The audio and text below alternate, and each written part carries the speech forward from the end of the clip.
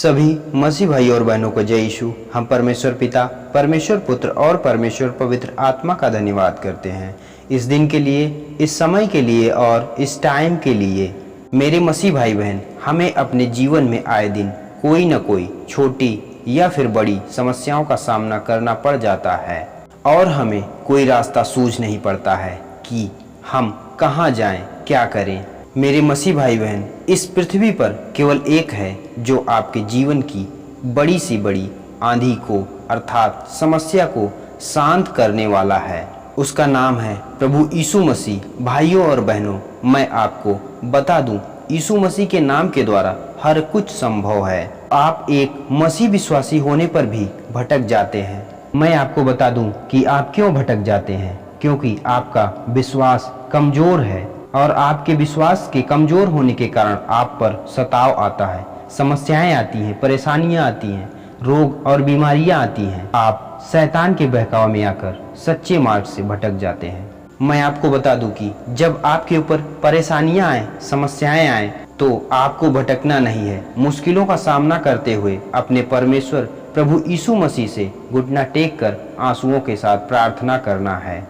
और प्रार्थना एक बार नहीं, बार बार निरंतर हमें प्रार्थना में लगे रहना है जब तक हमारी समस्याएं हार नहीं मान लेती हैं। प्रभु यीशु मसीह हर असंभव काम को संभव करने वाला प्रभु है, बस आपका विश्वास कमजोर ना होने पाए। हम वचन पढ़ेंगे मत्ती अध्याय 8 उसके 23 पद से 26 पद तक। जब वह नाव पर चढ़ा तो उसके चेले उसके पीछे हो लिए, और देखो झील में एक ऐसा बड़ा तूफान उठा कि नाव लहरों से ढकने लगी और वह सो रहा था। तब उन्होंने पास आकर उसे जगाया और कहा, हे प्रभु, हमें बचा, हम नाश हुए जाते हैं। उसने उनसे कहा, हे अल्प विश्वासियों, क्यों डरते हो? तब उसने उठकर आंधी और पानी को डांटा और सब शांत हो गया। इस वचन में यही लिखा हुआ है कि यीशु मसीह जब नाव पर बैठ गए तो यीशु मसीह के चेले भी साथ में चल दिए कि चलते हैं, देखते हैं यीशु मसीह कहाँ जा रहे हैं। जाने के लिए यीशु मसीह ने कहा तो नहीं, लेकिन फिर भी वे चल दिए। नाव जब बीच समुद्र में पहुंची तो समुद्र में भयंकर आंधी तूफान उठा। यीशु मसीह के चेले इस भयंकर आंधी तूफान को देखकर एकदम भयभीत हो गए कि कहाँ आकर फंस गए। ना आया होता तो अच्छा होता, अब तो हम मर ही जाएंगे।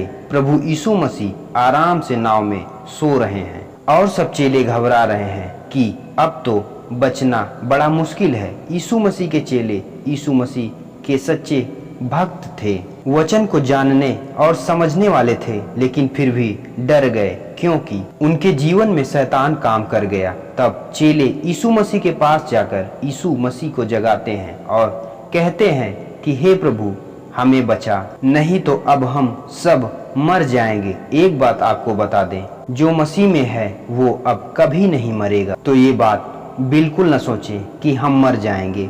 तब प्रभु यीशु मसीह ने इन चेलों की बातों को सुनकर यीशु मसीह ने इन सभी पर फटकार लगाई है, अल्प विश्वासियों, तुम क्यों डरते हो? क्या तुम परमेश्वर के सामर्थ्य को भूल चुके हो? तुम अपने अंदर अविश्वास को क्यों बसाए बैठे हुए हो? प्रभु यीशु मसीह ने आंधी और तूफान को डांटा और सब शांत हो गया।